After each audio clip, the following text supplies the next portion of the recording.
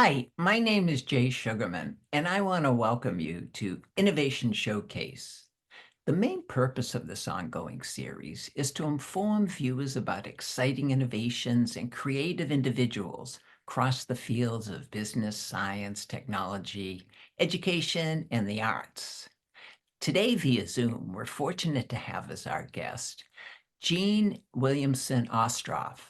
Jeanne is a highly accomplished mixed media artist, and she's also a digital media manager for the city of Watertown. Interested in working with the different grid patterns of construction fences, her artwork is a combination of printmaking, painting, and collage on fabric.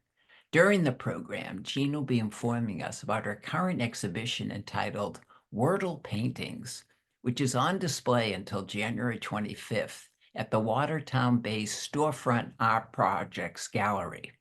We'll go on a behind-the-scenes tour of the exhibition and in the process come to better understand and appreciate how Jeanne goes about creating her unique and very engaging creations.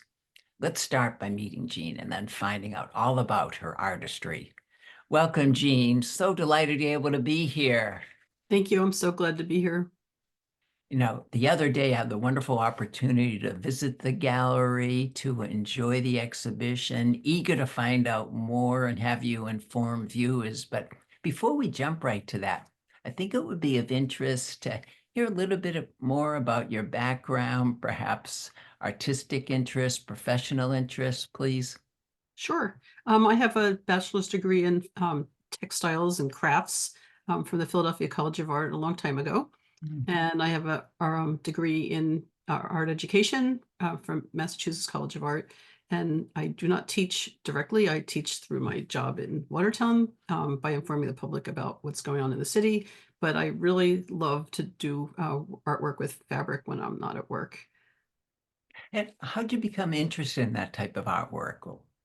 Well, I've been interested in fabric since I was like 15 years old, because I've been sewing since then, maybe even younger. But I just love fabric. I went to college and I was going to do graphic design and industrial design, but those were not really my skill set. And then I chose jewelry making, which after 2 years, my professors said, do you really want to be doing jewelry or using fabric? So I switched over my senior year to fabric. And because it was in the crafts department, I didn't have to start back from sophomore year. I just love fabric. Wherever I go, I'm looking at fabric, I'm buying fabric, I'm touching fabric, I'm appreciating other people's fabric. Mm. Being a mixed media artist, what appeals to you about working in the different mediums? That's a good question. I like to paint and print and sew. So working with fabric by doing mixed media, I get to do a combination of whatever it is that I feel like will express what I want to do. So I don't feel like I'm stuck with just like sewing and doing piecework like a quilter would do, which is great, but I prefer to use my own, paint and sew and gluing sometimes. Mhm. Before we enjoy the current exhibition, for those maybe not familiar, hard to believe, but may not be familiar with the web-based game Wordle, would you just share a little bit what's involved? Well, I'm not a long time Wordle player. I am a new one. I've only been doing it for about a year and a half, maybe. But Wordle is a grid of 5 across squares and 6 down. And every day there's a new word, and this is in the New York Times. And you click on play, and you guess a word that's 5 letters. And a lot of people have their own favorite word that they use, and mine changes. But I always try to have 2 vowels and then 2 popular letters like T, C, H, or P, a few other letters. And so you pick a word, and if the letter is in the game, it turns yellow if it's in the incorrect spot and green if it's in the correct spot. And I did not think I could do this. I'm not really a games person. My family is. My husband does Wordle when he wakes up every morning. My son could probably do it in his sleep. He's a mathematician and he's really good at games. But for me, I thought I could never do it. But we split our New York Times accounts and I was able to do it after 3 years. because I didn't want to ruin my husband's scores. And I tried it and I'm like, oh, I'm not so bad at that. So I just started doing it. And then I noticed patterns. So I would screenshot every game I did, mostly when I won. I just started doing when I lost. And I started noticing patterns in the games. Yeah, no, being somebody who has started their day for the past 4 years with Wordle, really fascinated to see how you then applied it to these art creations. Can you share a little bit how it came about, the exhibition? Oh, sure. So I had not done any artwork for a few months because I was feeling a little stuck. And then I realized that I had all these patterns in Wordle, and I thought, all right, I'm going to try to make some paintings. So I printed my construction fence like I normally do, and I made the first painting. Actually, I didn't even make it. I made part of it, and I put it on my Instagram, which I do. A lot of artists don't do their process, but I do because otherwise I don't have that much to share that often. And the gallery owner, Ellen at Storefront Art Projects, wrote to me and she said, hey, want to have a show? Let's have a Wordle show. And I was like, okay. And I only had one piece. And this was back in like late August, early September. So I had a lot of work to do between then and when we hung the show at the very end of December last year. You know, before we go on behind the scenes tour of the gallery, could you just say a little bit more? Because I've come to find this fascinating too, your use of the construction grids. Mhm. How did you come upon this? What's appealing to working this way? Well, I love people who do paintings, drawings, or whatever of objects and landscapes, but I don't think that way. And I do think in grids, which it sounds weird, but I once had a job as a type designer for a company way back in the mid 80s doing type design when you're turning pixels on and off. And I can draw by turning pixels on and off. And I can't draw if I just am just drawing freehand. And when I saw the construction fences back in the early 2000s, I was like, huh, they're my grids. And I noticed sometimes they sag, sometimes they crack, sometimes they're square, sometimes they're ovals. But I just thought this is a great thing for me to start using in my artwork that will help me do my imagery. And so I started appropriating them by finding them on the side of the street, and then I started buying them, or people actually send them to me now or give them to me. So that's sort of how that all started. Nice, nice. Well, we're fortunate to have a selection of images that first we'll take a tour of the exhibition, and then we'll look at a few up close and get a better sense of how you go about your process and creating.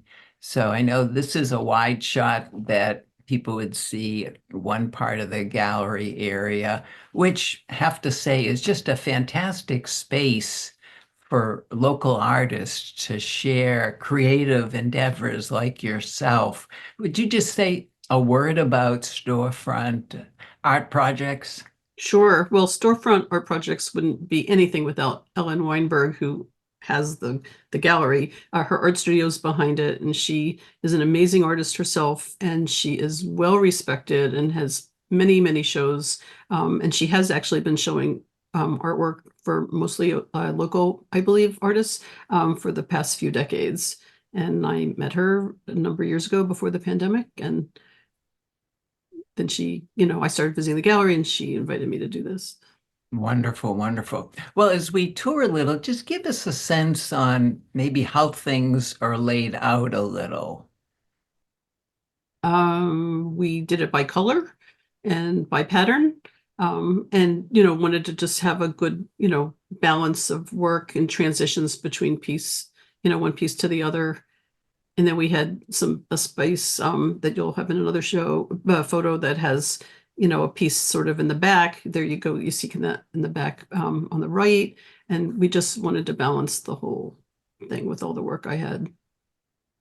And you're saying when Ellen first contacted you, you had only done Part of one, most of one. Yeah. part of one, and then you created all these, which I think you have like 18 or so Yep. now, Yep. something. 18. Some of them are 6 by 6 inches, and some of them are in their 20s and 30 inches. And it was a lot of work. I have to thank my husband for cooking dinner and doing a lot of stuff around the house so I could use my extra time to be able to work on these. Yeah, fabulous, fabulous. Well, let's step back and look at this individual one first. I think it's titled Refer. Yes, well, every piece is named by the word in the top puzzle in the left. I started to name them with lots of names and then have and more, and I thought that's really clunky. So refer is if you look at the top left corner, that's the puzzle that's there. And this piece is mainly about when you solve the puzzle and when you don't, because everybody brags about when they solve it, but since I'm amazed that I even do, I thought, all right, I will do some that I have not. So if you follow your eye at the green patterns in the rows, you can sort of count down to the sixth row, or just use your eye. You'll see a couple that the green row is not complete, and those are the days that I did not make the puzzle work. And this piece is a little different than the other pieces in the show because usually people paint on the front of fabric and they have it show, and it's very bright. But this piece I painted on the back of the fabric, and if you were in the gallery and you took a little peek with Everyone's Okay, you would see the back is very bright greens and blues. But here it's muted because it's only where the paint shows through the fabric, which I like because it gave a chance for the cross stitches to show. Sometimes they get lost, and I should actually talk about why there's cross stitches in this or in most of the paintings. But anyway, so that's why it's just refer, because that was the first puzzle. What's the process you go about to create one of the different designs from one to another? Well, I've been starting with recycled or upcycled tablecloths that either people give me or I've gotten on eBay. And what I do is I put the fabric down on my work table on top of a construction fence pattern. And I think I used mostly just square ones for everything. I don't remember at the moment. But anyway, so I put the fence down, and I use a brayer, which is like a roller like you would use to paint your house, but it's hard. And I use fabric paint, and I just get the brayer, wet. It doesn't saturate because it's hard, and just roll the paint out on the construction fence, and you pick up the texture of it. It's sort of like if you remember doing gravestone rubbings when you were younger with a crayon. It's really the same thing, but with fabric paint. The trick for me is to know if the fabric is thin or thick, and how much the paint will seep through to the other side of the fabric. And this one, I would have preferred that it soaked through a little bit more, so it was a little brighter, but it works just fine. And then I take it from there. I stitch the grid when the fabric's dry, and then I start adding other color or some stamping or collage elements to it. Now, do you have a clear sense at the beginning what the different color schemes are going to? Oh, yes, usually. And actually, this wasn't my best because there's actually two blues and it's hard to see, but it doesn't matter because it's the green, which is the finished puzzles that I wanted. And I also didn't stick with the colors of the Wordle puzzles. But the first one I did sort of, but this one is different. No, I sort of wish I had used a different blue, but it's not really the point. But yes, I do think about the colors ahead of time because I want to make sure that it works with the cross stitches or with anything else, just so people understand what's going on. Well, let's go to the next one, Mushy. Yep, top left. That was the puzzle that day. This one is about the empty space in the puzzles. So when you win the puzzle on the sixth entry, there's no white space. But as you'll see here, there's a white space between the rows of many of them. And in the very middle, it's hard to see, but there are orange lines. That's just a space because I had too many rows and I wanted to just have some space between it. But so sometimes you win on the last entry, the sixth one, sometimes on the second or third or fourth. So, and I've never been lucky to win on the first word, but that would be fun. But anyway, that's what this one's about. And the additional designs, say in the corner, do you have a clear sense of that at the beginning, or does that come some inspiration at The cross stitch embroidery? Yeah. Oh, no, I didn't do that. That's from the tablecloths. So thinking back to when I was a kid, you did puzzles and played games on a table. And I thought I would use tablecloths as the basis of many of these paintings because it's thinking back to those days, because now people play Wordle on their computer or their cell phone. So I just wanted to show the contrast of what it would be like, and of course, fabric. And another nice feature that you include in some little written description are the dates of the puzzles and the words that you're representing. Yes, on my website I have that. And then on the little 6x6 ones, where there's 9 of them towards the back of the gallery, I actually hand wrote them on the back of each piece. So if anyone wanted one of those, they would know exactly what it is. If Mm, you wanted to know if you're looking at a big one, you'd have to go to my website. But I do tell that. I kept track of that. nice, nice. This next one incorporates, as you described earlier, a lot of the colors of the traditional Wordle, and this is entitled Occur. Yep, this is the first one I did. I actually started with, this is an applique tablecloth I used, which I've never done before, but the colors of it made me feel like this would work as a Wordle puzzle using, the colors as close as possible. I did all the dotted squares in the middle, and it was really hard because I had to switch colors and try to be straight. And after doing however many that is, I was like, oh my God, I'm not going to be able to do this. It's too much. And I thought it needed contrast. So I started using the big circles instead. And Mm, I actually like it. But it's funny because when I was finished with it and I photographed it, I was like, oh my God, it looks like a Parcheesi board. yeah, It's yeah. not, but it's sort of funny in a way because that's another game you would play on a table. That's very appealing, very appealing. Thank you. This next one, in addition to hearing about the process, has an interesting backstory. Would you please share it? Absolutely. So my son doesn't hesitate to tell me the games he plays and show me, and I'm very fascinated. My husband too. But when I told my son I was doing Wordle and I was so proud of myself for being successful, he said, "Oh, well, talking about successful, look at this." And he showed me one of the ones he did in Hungarian. He spent a semester in his junior year in Hungary studying mathematics. And I said, "Could you send me a screenshot of that, please?" So I decided to use that in a piece, and this fabric reminded me of when we went to visit them there. There were a lot of textiles with this kind of blue and white contrast, as there are in other countries too. But anyway, so I decided to do that. And the colors for Wordle are different. There is a maroon and a darker green instead of, the lighter green and the yellowy gold color that we use. No, the colors work so well there, and what you've provided for the backdrop just goes so well, so well. What do you hope viewers come away with from viewing this exhibition? That Wordle's fun. That there's more to a game than you think sometimes. For me, it's the grids, whether I'm playing or not, whether I'm winning or not. I met a woman at the opening who takes every word, excuse me, that she uses to try to solve a puzzle, and she makes a sentence about it, and she writes a few paragraphs Wow.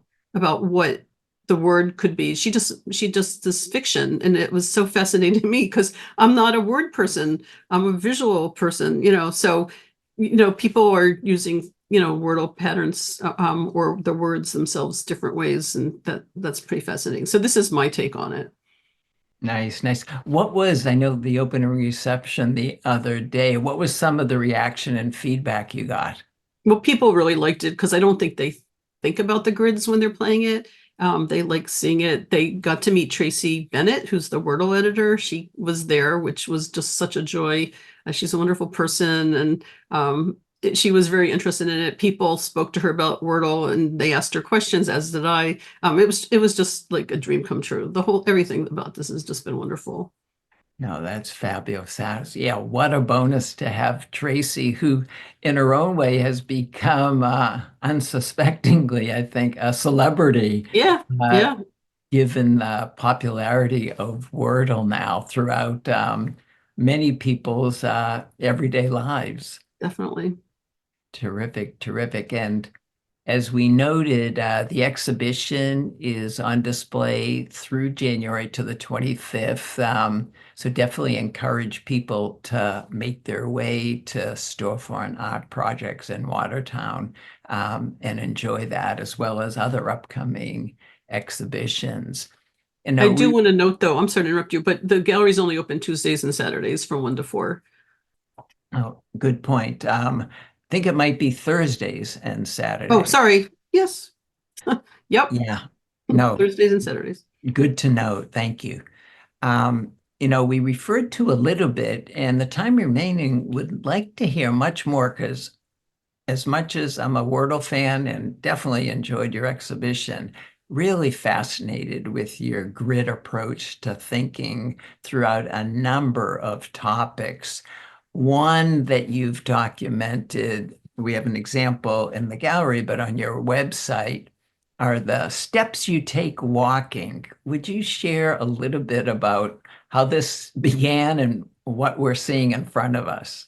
Sure. I don't remember which year this is, but this is a painting of, oh no, I do know. This was last year. This is Yep. not in the show. This is on my website. This is my walking painting for 2024. And it documents the steps I walked every day for the year. Every day gets an icon for how many thousands it is. If it's black, it's under 10,000 steps. If it's red, it's 10,000 to almost 20,000, and yellow is 20,000 and above, which I had a good year, I guess we could say in quotes, of walking over 20,000 steps. I don't think I had a good year for over 10. When I did this in the pandemic in 2001, no, 2000, it was almost all red because I was working at home and I needed to get out of the house, and I walked, 2 to 4 miles at minimum every day. But anyway, so this is it. If you look at the yellow ones, those are days I walked before the eclipse on April 8th. My Ah, husband and I went to Watertown, New York. So there's a yellow one there in the left side, a few rows down. And then next to it where there's yellow, I also walked a lot of steps. But that was also to say, I sort of did a little riff on the eclipse because we got to see total eclipse on Watertown, New York. And then I don't usually do this, but I did get COVID in June. So I did put this, I made fake strips of COVID tests there. So it just shows my walking that day. And and actually one day when I was getting over COVID, I actually walked over 10,000 steps, and I still did walk, but I stayed away from all my neighbors. And then at the end of the year, when I visited my son in Seattle, and then on New Year's Eve, I walked over 20,000. But anyway, it just makes a nice pattern to just see this. For me, it's really good to just see, like, all right, am I walking my goal? Am I not walking my goal? What can I do better? I have explanations about if it's raining or too cold, or if it snowed, if I was away. And I've been doing this. I did 8 years. I'm on my ninth year. I wasn't going to do it because I was busy with the Wordle paintings, but I was like, Jeanne, just do it. Because every Sunday I spend 20 minutes, and I take the hmm. icons that I've stamped and I glue them on, and then I do it again the next week. So it's really not that bad. It also makes time move quickly through the year. Fascinating, fascinating. In the time remaining, just like to hear a few words, and viewers can find out much more on your website, which we'll have in the credits, about some of the other categories, topic areas that you've applied this construction fence grid approach to. And I know one category you label loss. Yes. Well, my mom died. I did a number of paintings about that. She was very abusive to me, so I didn't want to ever do any paintings when she was alive. And they're not mean. It's just, just talking about different things that I remember or what happened growing up. So I would use those. And that's actually when I started using the tablecloths, because I had a few that were hers that I wasn't going to use on my own table because I don't really use tablecloths that often. So I did that. I donated a kidney 5 years ago. So there's a whole series of work called under the title Kidney on my website. And I actually did three paintings about testing and waiting to donate and see if I'm approved when I donated, and then after I donated. So there's different icons similar to the walking paintings about that whole process. And I don't know, it's just fun for me to document things. I don't keep a diary of sorts written, but I seem to apparently visually. And there's another category, infrastructure. Yeah, infrastructure. Oh, yes. So when I started working in Watertown, it was, a big change for me going to a new city, learning a bunch of website tools. And that's a full-time was not paid to work full time, though I sort of did in my last job. So when I would go for a walk on my lunch hour, I would take a picture of different infrastructure on the Watertown streets and sidewalks or in my own home. And I did use the construction fence a little bit. Those are 6 by 6 inches. They're small, but it just, using 2 parts of your brain is really important, especially as we get older. So yeah, I did that. Thanks for the reminder. All for that. And one series I found very attractive was textiles. So textiles is really a lump of not just one thing. Like there's a whole series in there. I made huppahs, which in Judaism are for weddings. They're canopies that go over your head of the couple. And I actually had an internship doing that like 11 years ago. It was right when I started my last job, is a similar job as I have now. And I was actually at Brandeis at the Women's Research Study Center, and I did that. So I just use different ideas, and I forget what else is in the textiles, but those are paintings that are soft, or not really soft, but they're softer. I would stiffen the fabric so it feels more like paper, but it is fabric. And then I have another one called boards, and it's just work where I would take fabric when I was done painting, stitching, and sewing, and then glue it to boards. But there's too much work over a 20+ year period to have that many titles in your website. And the final one that is a little different, installations. Yes. Yes. So I did not think that you could do fabric outside, but if you stiffen it, you can. I don't think it would work like down south in Florida. I think it's just too wet, but I did make some fabric paintings that were stiffened. I started with them in my backyard to see if it would work. And after a year or two, they did very well. So I had a couple commissions, commissions as in please do this, but it was only like 6 months or just exhibits. And I would do that. And I had to learn to attach the fabric to fencing, like metal fencing, like chicken coop fencing or whatever, because otherwise it would get stolen, which did happen once, unfortunately. But yeah, it's fun to see the fabric blowing and just seeing fabric outside, which is not very common, but is definitely Nice. fun. Nice. In closing, what are some of your current or upcoming projects and plans? I don't know. I'm tired. I just spent 3 months making 18 paintings of various sizes. Wow. I'm going to work on the walking painting, and I'm not sure. I'm going to sit and think about this for a few months. I'm sorry to be vague, but That's it's okay. hard to work, a full-time job and do artwork and do other life things too. But I'm not sure, but definitely walking. And I'm going to do better walking this year because I just feel like last year wasn't that great. I mean, it was fine. I walked, but I could do better. And let me just ask, in looking back when you first started this grid approach, what are some of your thoughts, observations of where it's taken you? I never thought this was going to be a thing. I really thought I would just try it a little bit, but it works for me. I like to play with things. I feel privileged that I can use my extra time and do that. I don't make any money doing it. That's not the point. The point is to just be creative and share things with other people, and hopefully they get joy out of it too. I know I speak for many others saying we hope you continue it, and we definitely get a lot of pleasure from your artwork. Thank you very much. Thank Appreciate you. that. Um, and Jeanne, unfortunately, we've come to the end of the program. I want to thanks again for being here and continued success with future endeavors. Thank you. And thank you so much for inviting me to be on this show. I really appreciate it. It's been a lot of fun. No, true pleasure. Also want to thank those of you watching for joining us and hope you'll be able to tune in next time.